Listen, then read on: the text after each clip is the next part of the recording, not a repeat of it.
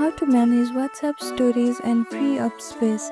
In this video, I'll show you how to manage WhatsApp stories and free up space on your phone. Quick, easy and super helpful if you are running low on stories. Let's get started. First, make sure you have downloaded WhatsApp on your device.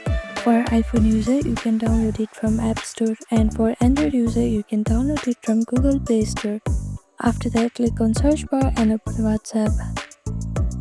Make sure to log into your account. Tap the three dots in the top right corner. If you are on Android, then tap settings. On iPhone, just tap the settings icon at the bottom right corner. Now go to storage and data. Then tap manage storage. This is where you will see how much space WhatsApp is using. You will see a list of large files, frequently forwarded media.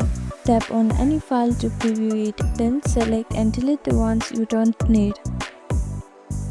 Scroll down to see your chats listed by storage size. Tap any chats to view and delete specific media like photos, videos or voice notes. If you are on Android, you can also go to Phone's app settings, find WhatsApp and tap clear cache to free up even more space. And that's it. This is how you manage WhatsApp stories and keep your phones running smoothly.